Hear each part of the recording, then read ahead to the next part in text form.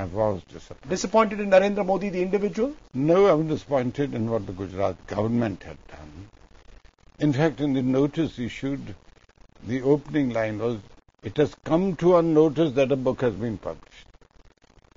In fact, they hadn't even read the book and banned it without reading it.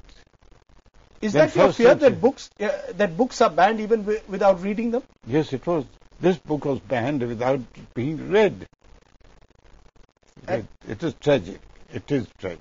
In that sense, because of that tragedy, the vindication now by the High Court, does that make you feel even more empowered perhaps to realize that all that's happened over the last couple of weeks, maybe there is light at the end of a dark tunnel?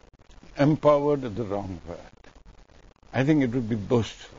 It would be full of hubris.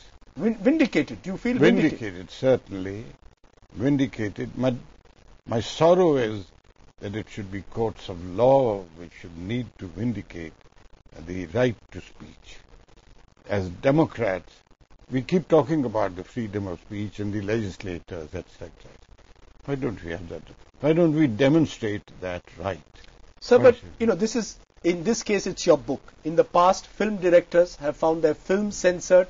Yes. Television serials, if you remember Tamas, for example, yes, which was a television serial that spoke about partition, was also stopped. We've had movie halls being stoned when there have been contentious figures involved. Is the basic Indian problem that we are unable to confront history? Is history writing in itself something that turns out always to be contentious? And therefore, there will always be pressure to ban a film or a book that deals with history. No, not necessarily with history as such. The contention is not with the British Empire's misgovernance or governance. The contention is largely India, Pakistan, India, Bangladesh, Hindu, Muslim. That's my thesis, that what was a Hindu-Muslim, and that was also what Gandhiji said, we'll settle it. What was a Hindu-Muslim question, we turned into an India-Pakistan international question. It's also, perhaps there is greater intolerance in our democratic functioning, therefore in the society, over the last 60 years. Because earlier the Congress leadership would sit on the same dais as the Muslim League in Muslim League meetings. Are you saying today there is a greater, ironically, in the 21st century, in the age of the internet or the age of the iPod, that there is actually greater intolerance? I do say it. I say it with sadness. That there is greater intolerance today than there was 50 years ago. Do you believe a Jawaharlal Nehru, for example, would have actually read your book and would have appreciated it and Panditji, perhaps written another book to respond to what you said on Jinnah? Panditji, bidding farewell to Mountbatten, says some 50, 60 years down the line, we will be assessed for what we have done and historians will write. Writing to Nawab Sahib Bhopal in reply, he says, we made a mistake. It was his dimension. Panditji's personality had this great quality of being able to see, examine himself, to stand outside himself and see. And so was Gandhi. Gandhi was constantly going through a process of self-examination. That's right. And I'm sure so would have Patel. So, I mean, Patel himself would have perhaps responded to your book with another book. Absolutely. Sardar Patel was a man of great dimensions, not limited. He cannot be damaged simply because of a book written 60 years down the line by Jaswant Singh.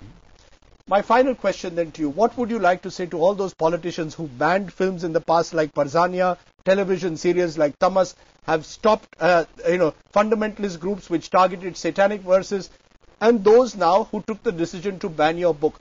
What would you like to tell all of them? I'll just say one thing. Why do you keep reciting Tagore's great line, where the mind is without fear and the head is held high? Let India really be a country where the mind is without fear, and we can only hold up our heads high if we don't have thought locked and put away, books banned and books burned. It's like burning thought.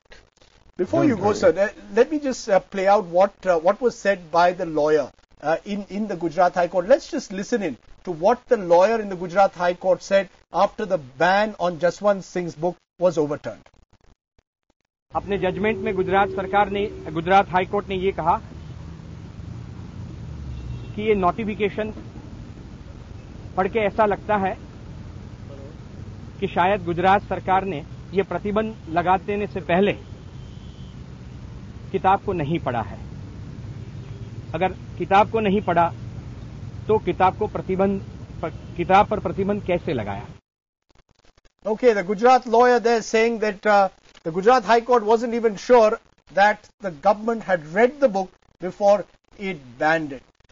Mr. Jaswant Singh, you must come more often now to the IBN live chat room because it's been a lucky day for you. It's been a good, auspicious day. I think you in a sense believe that today is a day when freedom of expression has stood out above all else. As it has.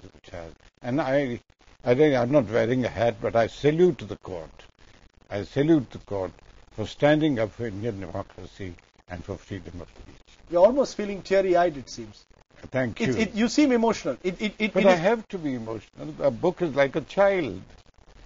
A book, for the author, a book is a child.